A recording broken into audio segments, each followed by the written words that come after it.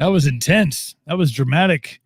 Welcome to Cooperville Podcast and live stream. We are on Facebook. We are on Twitch, twitch.tv/No Limit Cooper, and also on our YouTube channel. So if you guys do have any comments, if you're just tuning in, feel free to drop in the comment box of whichever platform you are jamming on with us tonight, and we'll add you into the conversation. I think longtime friends is probably an understatement. It's been, I don't know, late 90s, early 2000s with these two gentlemen in particular, Rick and Eric from Ghosts of the Sun. But we go back so far. And we were just talking about this in the open. Like, we are so lucky and so blessed that we did not survive that decade and a half, almost two, with mobile devices and the technology that there is today. Because I'm not sure if it's jail, maybe prison, not probably maybe prison. Yeah, That's a safe bet. Yeah.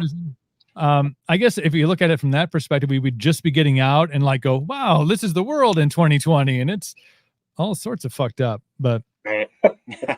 Who knows what we would have thought of it back then?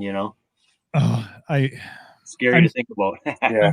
I'm sure you guys have had the conversation about these things, because I've had it, just witnessing what my 10-year-old is doing with technology, and how it's such an non-survivable without part of his life, as he's been quoted as saying before. But would we use the power for good or evil back in the late 90s, early 2000s? I want to say at the speed and the rate we were going, probably evil. I would imagine. Absolutely. Yeah. There would be no good setting on the phones we have. No, I mean, we knew what that even was. What good? What? Yeah. Good to be evil. There was no filter setting for good. Right. Where I remember at the band house, somebody had I think Eric did. He got a flip phone. It was just like, what is that? It's just like, that's not to date ourselves, but. But the thing is, we were still doing like middle school, high school stuff. Like when you had a calculator, you spelled boobies. Look what I can do with my flip phone. I can still say boobies upside down. Yeah. Just amazed by it. Best thing ever. Oh, and it does what? It makes phone calls. Right. I don't understand all this. But no, Ghost of the Sun is the project, and you guys have been. How long you guys have been jamming together in this outfit? I'd say about 3 years. Going on, I guess going on 3 years. Going on about 3 years now. Yeah, this fall probably like 3 years. Yeah, and I, having known most of the singers that you guys have worked with, and love them all, I do. Were you just like, meh, fuck it? Well, we originally started just Rick and Justin and I got this going, and we're just putting ideas together, then start, songs would form and stuff. And we're like, all right, cool. It's actually turning out cool. What are we going to do with it? We got to get a singer. Who are we going to get? Who are we going to get that's not going to take us back to previous stuff we've done? Right. We need something to advance forward. And we tried some people. They're good and everything. But it just is like, okay, now we're going to immediately be sunk right back into that category. Right. We've already done that. Yeah, but it was pretty like everything the vocals, when they come on, it just all of a sudden turn into this cookie cutter thing that you hear just everywhere, So that, and it was nothing against like the people we tried out, because they were super good. They're cool. It just was like, this isn't working. And we ended up having a friend of ours did this show, and he put us on the bill. It was going to be our first show. No singer. We didn't. It was like a month away. Nothing was panning out. So we're like, we're doing it. No singer, instrumental. We're going to see how it goes. And now look at us. Yeah, and it was that show that really kind of catapulted it to where we kind of realized that we could do this, because the response that we got from everyone. They really liked it, like took them kind of on a journey without having vocals and whatnot. It was just kind of like a musical journey in itself in a different way. And people really vibed off that. So it was at that show that we're kind of like, all of a sudden the idea like, oh, maybe, we can do this without a singer, and just become this instrumental project and just write nonstop cool breakdowns for, 11 minutes straight. Well, I think the word cookie cutter came in there, and I think even as hard as you could try to either find the right person or have somebody that that gets the idea of what you're trying to do and not make it sound like it has to have this part to it. It has to have Right. some sort of chorus line. It has to have some sort of The formula. the Yep. structure of the song, and which is, I imagine in this kind of project, it's tough to do because there is definitely there is a journey, there is a flow to it. There's a story that's told in just the music, and I felt that way, with you two in particular, from the NLP days. I mean, with the stuff that Eric was doing, even in a band that had a singer with that structured song with the chorus, and some of my favorite songs I still bust out the old disc to every once in a while when I'm feeling nostalgic, and Yeah. Thank you. it takes me back Awesome. to again those memories that we shall not speak of. Thank you. Again, thank you. Yeah. This is just a secret society of all those bands that we survived with back in the early 2000s. But Right. no, I think it's super cool to be able to with that synth energy, I do feel like adding that element of a vocalist minus all the diva bullshit. I mean, let's just be honest. I mean, those bastards walk in, they want to I take didn't say it. I said it. It's fine. I'm not. I got this much musical talent. Fine.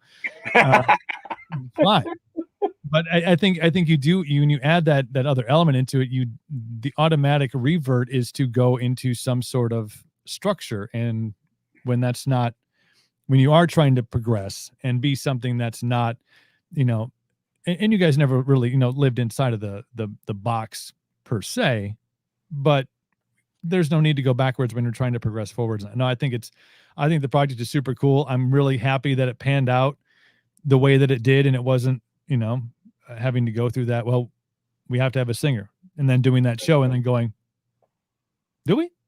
I don't think we Right. do. Yeah, it's Okay.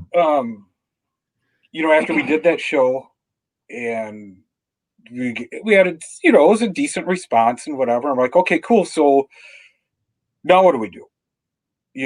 We have a handful of songs that we wrote for Right. a singer to sing over. The comments are coming in. Ask Rick to sing. This isn't Justin. Okay. Wow. But so then we were looking at like, how do we take this now? Where do we take it? Let's start stepping outside of the box. Let's ditch this whole formula of the verse, pre-chorus, chorus shit, which I'm not dissing or anything, but just we're done with this and we're running with whatever happens. And we ended up coming up with a song that's on the album called Soul. And that sparked it. So we started writing material around like that style, ditching the older stuff.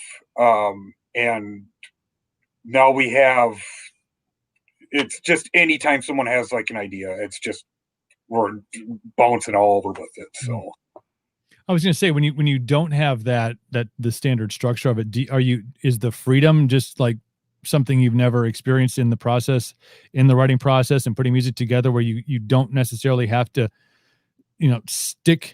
stick in the mold? You can kind of go, well, I'm feeling here with it, and then maybe Rick comes in or Justin comes in, and they're like, well, no, what about this? There's really not.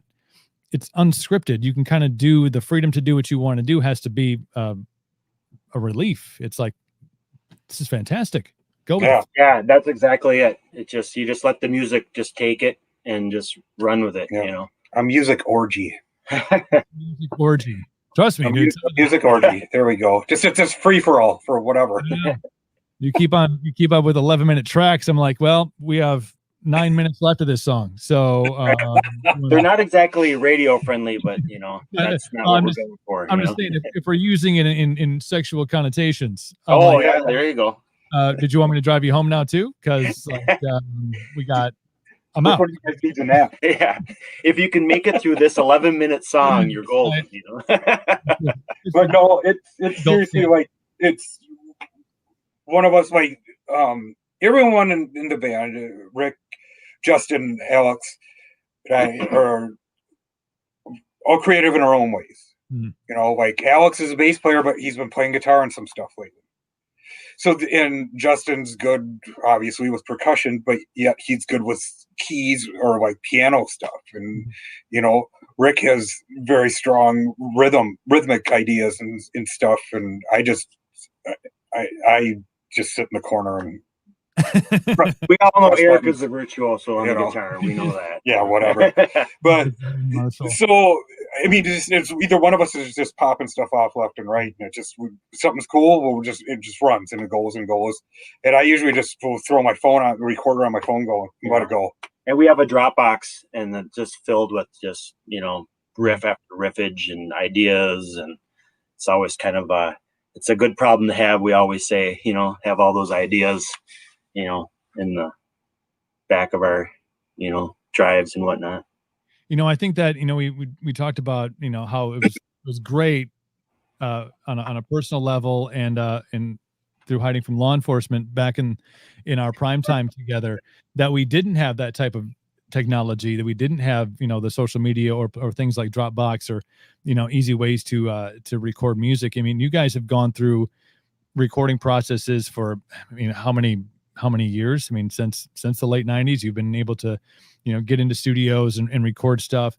How different is it of a process now than from when, say, you guys were, doing the NLP album or even prior to that? It's got to be not fully night and day. Obviously, the instruments are still involved, but the process has to be incredibly different. Yeah, going from different formats like tape to tape, that into the digital realm of it, and you're into Pro Tools and all that, or you're recording like I record on an iPad and stuff. I mean, it's crazy. It's totally awesome though, right? And we're in the realm where we're going in and we play, we do our thing. The engineer, he's gonna gut it and shape it and whatever, and the guy, whoever else is in it. So to watch them do that stuff, cut, paste, pop this over here, do that, check out this cool effect, Right. It's on just a push of a button. It's overwhelming. I mean, it's just common now. You're used to it. But when getting into that, it was just like, it's like overwhelming. Like your mind kind of had a meltdown. You're like, what is going on? What's happening? You're like little wizards behind the computer, Like, pretty much sky's check the limit. this out. I got 118 tracks of you guys. It's like, what? Why? What's going on behind the curtain? Well, I can do, it's like I can do this and that. And it's like, okay. But like it's cool. It's not cool stating that, that's showing our age a bit, but it's cool to see the progression of how recording formats have come about over the years. And just being able to, everything is accessible mobile. I have an idea. I can put it on my phone. I can put it on my iPad. I'm wherever I can do this. I can bring an interface with me and record out in the woods. You could be on your kayak and just come up with a melody, grab your phone and just sing a little ditty into the phone, and then you got it, melody. Right. Check out this track I recorded. It's awesome. Just don't mind the bear that just mauled me. It's like something tracking behind you. It feels like the town black bear. Is it, dude? Can we keep that sound effect, because we could totally use that in one of the tracks, man. Because Rick, you're out on the kayak all the time, man. I see. Do you? Yeah, I love it, man. These guys are out there too. Yeah, fishing. There is something about that kind of tranquility, especially we kind of jammed a little bit before we went live here, but during this whole COVID thing. There's for me, and it feels like just kind of perusing on social media with you guys, there is kind of this, I want to say, get back to nature, but there isn't shows every weekend or festivals, or even traveling out of state to go do a gig up in Minneapolis or St. Paul. There's everything is just, it's been shut down. So do you find, I want to say, in that that ability to go out and be in that quiet, that the creativity flows a little bit smoother? There's the distractions aren't there to interrupt kind of your, if you're thinking of something in your head, maybe it's a riff or maybe it's a, kind of an idea, you're able to get that out a little bit faster just because you're not, worried about, well, you can't really book a gig because there's Right. no. I'd say absolutely. After been playing for, to date ourselves, how long we've been, to not have shows is kind of cool too, and be able to get to, Right. back in the nature and just doing other stuff, but still having that creative process with writing music, in the band room. Yeah, I know over the past, within the past 10 years, getting more into just being outside. Always liked it, I mean, I grew up in a small town on a lake, and it's almost kind of reverting back to that. And like throughout the summer, that's where I'm at. I'm on the kayak out on a lake. I'll travel like 3 hours to go spend a couple hours out on lake somewhere, or take the boat somewhere and just let go. I don't even think about anything except for what bait I'm using. That's it. It's completely. I drop out music, everything, because I know when I get back to the mainland, it's you know what I mean. It's like shit's gonna be on. It's like you got to deal with your day to day, and okay, cool. What are we doing for music now? What are we, what I mean? And then it's just like you start scrambling into that stuff. So when I'm out there, and I know like Rick or Justin, you guys, they're out there. It's just, I just let go. I just drop out, completely tune out of everything, and then kind of recapture that when I'm back in. You have like the sound of like nothingness out there, or loons in the background, and that's like that in itself is very inspiring too. you know, Just the quiet peacefulness. I love the sound of falls and stuff. Going to the national parks and stuff, and that to me is another form of music in its own. Or Bigfoot go, hey, get your own lake, get out of here. Yeah, Bigfoot. Beat it. Rick isn't in the pocket until his hat's on crooked. I've seen the crooked hat before. Wow. That's when better kind. Better kind. Yep. Let's see who else we got in here. Here's Matchstick. Matchstick's been around the scene, I think, as long as we have. Looks kind of crooked to me already. So yeah, there's I want to take you back to that, that early 2000s music scene in Eau Claire, and really the hub between here and Minneapolis. It really felt like, and you guys were a major part of it. There was a lot of back and forth travel. It felt, and I'll probably, my liver will probably give out at some point because of the back and forth Minneapolis shows one weekend, Eau Claire shows. It felt like this was like a really big hub for that loud local music scene for really a long time. And having, I think, stepped out of it because of age, parenthood, all the reasons, I go to bed earlier, I get up earlier. Yeah. Wapner's on. Oh wait, that's really myself. But let's say pre-COVID, and I know we've lost some venues in Eau Claire. There's others that are trying to kind of pick up the slack with that. Do you feel that you guys were a part of maybe the prime of the local music scene here in the Chippewa Valley? As far as the rock music scene goes, I know there's obviously a very big downtown contingent of a different sound of music. Opinions vary on it. I have mine, and probably for the hope for sponsors one day on this program, I'll keep it to myself. But I feel like that was such an epic, and I use that word rarely, but an epic 10-year run that Eau Claire, Minneapolis, kind of the triangle down to La Crosse, Mankato. Memories of Mankato, anybody? No, not me either. Don't remember anything. That's it. But it felt like there was it was huge, man. There were venues that had multiple bands every weekend. We did I put on my own music festival, like just Right. had nothing else to do on a weekend. Do you feel like you guys were part of something really special back then? Back in that Absolutely. 100%. Yeah, I think about it all the time. That a lot of the younger bands, I don't think got to experience that. Sadly, but we all did, and I look back at it fondly a lot. It was a good time. Yeah. Rick and I, we started jamming October of '94. Hmm. So what is it? 26 years, ago? right? Yeah. Something like that. Your anniversary is coming up next month. Yeah. Been a while. Yeah. Ouch. So Buy him something pretty. yeah, thanks. Yeah, can we be done now? Yeah, and that's a wrap. Where's my Geritol? No, just be like, well, we were 6. We started jamming when we were 6. Yeah, there you go. Yeah, we're totally sick. Yeah, So- it was wicked. They were totally wicked. But so we had our beat start, and then when the No Living Place thing came about, just kind of happened, and we're all in this. We're in our younger 20s. We all had this wild,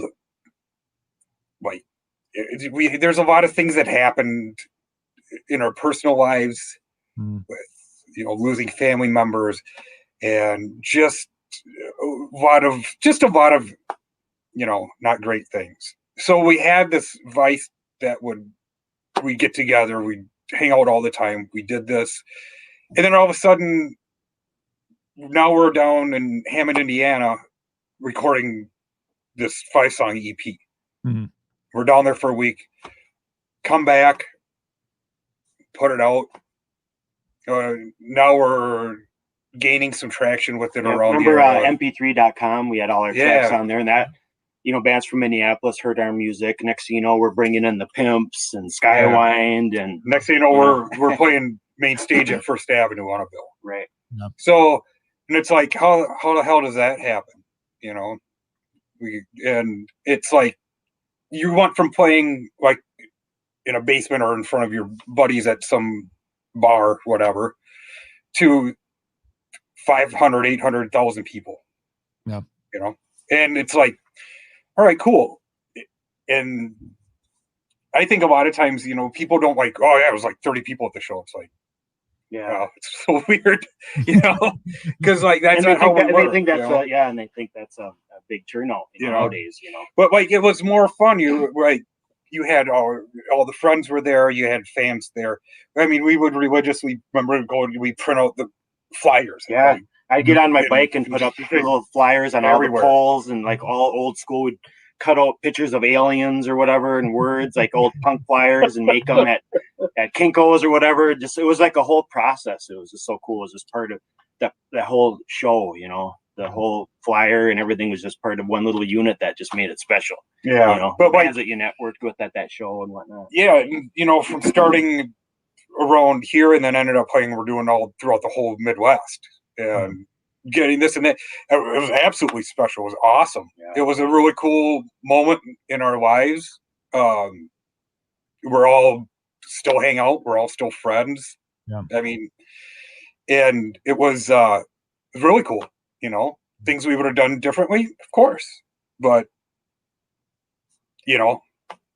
it's pretty awesome to be part of something like that. Yeah, you're talking about RIP, the House of Rock. Yeah, Stone's Throw, House of Rock. Yeah, I think Stone's Throw is still doing stuff once in a while, but it really was. And I've heard that people talking about that too with bands nowadays, which again makes me sound ancient too. Nowadays, it was a great crowd, and I remember going in, Thursday night, Friday night, Saturday night downtown, whether it was House of Rock or whether it was Stone's Throw.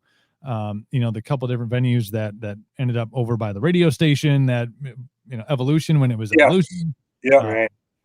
All the different great places to play, and it was just packed. Yeah.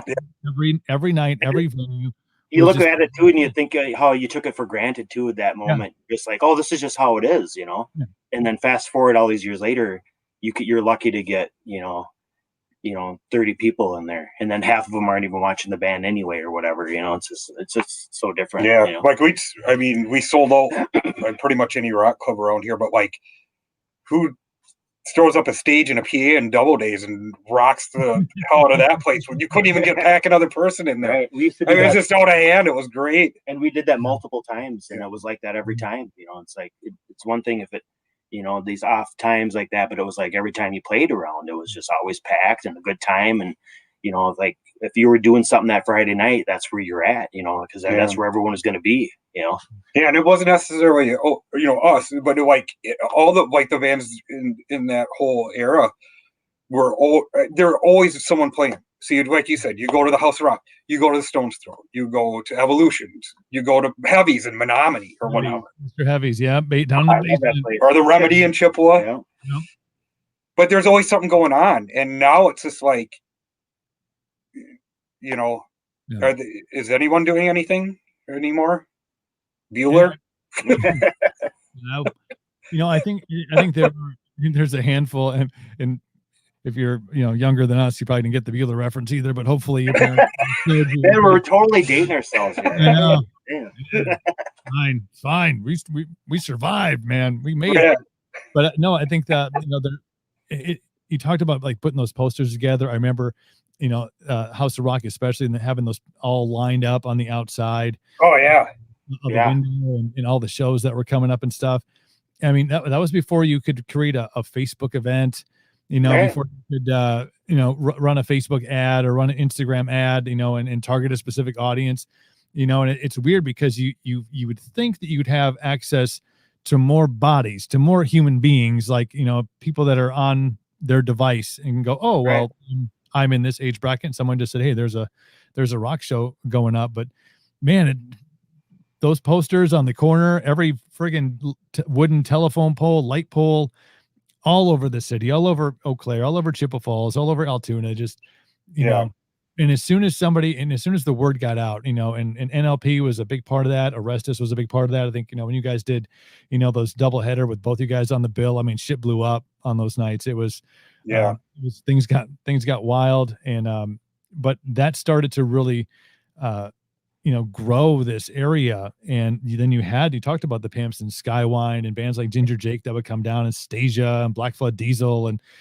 all these great bands that would, back and forth. Hey, come down, and play our gig, and we'll come up and play your gig. And, it was just, and people traveled. I mean, people fucking would drive to see you guys, hour and a half or 2 hours, go to the show, and sometimes drive back, sometimes get a flat tire. Or you wake up in the morning, you come downstairs, you'll be at the band house, come downstairs, and there's Karma and Beefy from Head Charge passed on. Yeah. Like, hey. Or they'd end up staying at your house for 3 days. Yep. Yeah, you guys just, you go to work and they're still there, you know. You could have done the dishes or something, like. Yeah, right. Oh, I just got Head Charge in the house for a few weeks. We're just hanging. Hey, you guys got any ideas for like a new tune on jam? Go down a little bit. That'd be cool. But yeah, it was such a cool time period to be a part of. And I think to jump back into where we are now, let's go say pre-COVID, with this project, having all that experience and obviously the more you play, the more you learn, the more you I think develop into your own talent. You kind of, you guys mentioned it. I don't want to be this. I don't want to be, we've been down that road. We went and traveled that path. It was great. It was awesome. We learned from it. We've grown. Here's where we are now. We want to be more progressive. So I think you guys kind of have, it feels like the artistic freedom is really, there's a lot of drive behind it because you get to go out and you find that peace in nature, and then you come back and the music is in there. And yeah, I'm guessing at some point I'm going to hear the sound of a loon in the background on one of the tracks, like it's Jardania. You put some loon, got some loon synth in there a little bit, but you guys have control of what you want to do. And I think it's got to be a special place to be in, musically, especially in 2020. Definitely. Yeah, absolutely. I know, just when we get together down at the studio and work on stuff, the four of us, it's such a different vibe. Mhm. And I by no means like not knocking anything, but like the creativity is always going, and then there's like no like internal like band drama or anything. Right. You know what I mean? We just come in, everyone's cool with each other. Nothing gets looked at as that's stupid or like go sit outside. That was just what are you doing? Yeah. You know. So it's nothing like that, but like it's just fun because you never know. Every time we step in, you never know what's going to come out. Right. You know? Or nothing might come out. And it seems We like might just hang out and just be stupid for like 2 hours and like, Fine. all right, well, later. and a lot of our best ideas come when we just kind of just strap on our instruments and just go for it. You know, just like start making. So it's usually with Justin doing a beat, and we wrote whole songs about like that. You know. Yeah. Bam! There it is. We got a song. You know.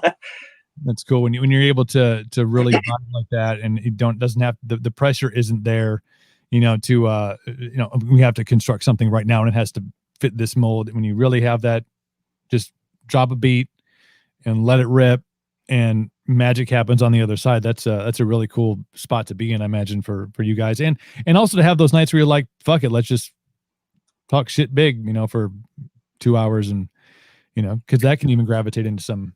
Absolutely. Yeah. Yeah. So you guys had I saw the vinyl. I saw the vinyl get held up. Look at this. They got bam. Look at that. Look at that beautiful. Okay. Yeah. Ooh. And those fancy CDs. And the little guy. And the little guy. We a little mini. doing it old school with the CD. You know. CD. Oh Yeah. man. Plastic cases, man. Still got them. Still got them all over the place. But you know, people want to get a hold of your music. I know you guys have. We'll throw a link up here in the show notes, not just for the podcast, but for the live stream. So those who aren't maybe necessarily joining on this, but are listening at a later time, can find you guys on the socials and your music. But where can they get a hold of the vinyl? Where can they get a hold of the new music? Where should we put them? How should we put them in? Drive them there. Well, we got our online website. Yep. You know, we can find us on Facebook. Revival Records got copies of it downtown Eau Claire. Yep. Trying to think of where else. Just under is it Ghost of the Sun? Yeah, I'm trying to think of the exact link. Usually just sending it, you know. Yeah. You don't have to Copy paste send, you know. Yeah. exactly. Write it out for somebody. Well, I'll grab the link. I know it's on your guys' Facebook. I'm waiting for Justin to pop up and go, Yeah. "You idiots, it's right here." Yeah, here. The cartel goes to the sun or something. Yeah. Like that, so. Yeah. There you go. Mighty Match just got his copy on Monday. There you go. Sweet. Awesome. Thank you. Thanks. Appreciate it. Yeah. He's going to send the hyperlink too. So, Oh, excellent. but no, man, that's super cool. I think, you know, to hear about, you know, the progression, and I know this year has just been, you know, I think we've gotten to the point in 2020 where it's more surprising when things happen than when they get canceled. You're like, wait, what? Like, Right. Yeah. That's true. Very Yeah. true. football season started last week, and I'm like, oh yeah, they're going to do that. Like this thing is going to happen. But I think to be able to kind of get through this and have the music and I know, and talking to Rick about setting this thing up, you know, getting a chance to go to band practice and to you know, to kind of let out, because even if you're, you know, getting through it, it still sucks. You know, Right. there's sucky parts of almost every day. But to be able to go and kind of let it out in the way that you guys are doing it, and with the creative control that you guys are doing it with, man, I think it's fucking super fantastic. I'm jacked for you guys. Awesome. Thank you very man. much, man. Appreciate it. And you as well. Congrats on the podcast. Yeah. And stuff. You know, it's been one of those things. I think that when you you know, radio 20 years, that I thought at one point that I was going to be the old guy on the radio. I mean, I was, I guess, towards the end. But you know, that was going to be like my jam. Like I was just going to be guy on radio until I was, you know, old enough to retire. But when life throws you that weird curveball, and you go, well, yeah, I guess this is it. You know, I get to move on, and this platform is so great because I get to have long form conversations with guys like you and artists in all different genres. I'm not beholden to only listen to this. You know, right. I think I probably discovered, you know, With all the beeps. I don't think that's when they wrote it. That's not how they intended us to hear it, man. Stop editing shit down, please. Right. But no, it's been fantastic, and getting a chance to, I think, during COVID, really develop how to live stream and how to bring this, kind of to a new level and bring it out to more people. And I think this is great for me, because we haven't had a chance to catch up. I think I see, like, every other year I see Rick on stage at Rockfest, hauling shit around, and Eric, I can't remember last time that we in person. I don't know. It's probably like 2008. feels like 08. 08 was a vintage year, man. One of my faves. Oh, here we go. Here, we'll get that up on the screen. So people Big Cartel. Look at that. Big Cartel. Ghost of the Sun. There it is. Thanks a lot. Sorry, we're burnt. I'm burnt. It's my fault. This is why we got this kind of fancy technology. We can just. That's why I have, like, on my marker board down at the studio, it says my name is Eric. I'm not kidding you. I can vouch for that. Sometimes. Wait, what are we doing? Who are you? Who am I? Where? My name is Eric. You are here. Yeah. Remember, keys. Press phone. Keys. Yeah. Press buttons. Just press things. Okay. There we go. Make it sound pretty. Yeah. No, I'm excited for you guys, and I'm so thankful we got a chance to do this and catch up a little bit and reminisce. But also, I think in reminiscing, really looking forward to what you guys have going on. And I mean, the first word out, I think, was progressing forward and doing your thing, and the fact that you're able to do that and are doing it, with smiles on your faces, and there's music to be listened to. It's a good day. It's a good day, man. Yep. We got some videos out there too. Make sure people check out for Enlil and Atmos. Yeah, those are, who does those? Those are extremely well done. Our secret weapon. Yeah. Oh, no link. Don't put the link up for the secret weapon guy. Like it. No, we're fortunate to run across this dude. He was awesome. Friend of a friend, and he's a genius. Awesome, totally awesome. So. Yeah, go and check them out. We'll get the links up. You can watch those videos right through the Facebook page, and Deep Sleep Operator. Nice. Flashbacks. Mark of Deep Sleep Operator. Yeah. Oh, nice. We have links on our YouTube channel and stuff. There's links referring to him and stuff. Check out his stuff. It's really awesome. Yeah. Hey, Eric, Rick, thank you guys so much. I love you for all the times that we've spent together and the times that hopefully right back at you, brother. Thanks, man. Let's get together. It's been since 08, so let's anytime, man. Anytime. Yeah, come down to the studio sometime when we're rocking out, man. I will, man. You guys are celebrating your 26th anniversary together, so I figured we throw a fucking party. Yeah. Well, we definitely do that. We go stand outside of the House of Rock like the old days and smoke cigarettes and talk shit. Like, a couple bottles of booze, that would look really good. Fuck it. At this point, it's 2020. What are they going to do? Like, oh, we can't put you in jail. We can't get any worse. Young college people walking around like, hey, man, you know what this is? It's like, yeah, you're getting arrested. That's what this is. Yeah. Just trying to put up band posters, asshole. Who's that old guy putting up a band poster? I'm the walker. It's got tennis balls on it. That's so you don't slip and slide. Yeah. Slide. Hey guys, take care of yourselves, and again, we'll throw those links up in the show notes of the podcast and the live stream, so people can go grab the vinyl, grab the CD, grab some merch. I see you guys got coffee cups. I feel like I need to have one of those, so I'm gonna make that. Hell yeah, man! Right on, brother. Thank you so much. Take care of yourselves. Ghost of the Sun. Thanks for joining the podcast. Appreciate you guys. Peace.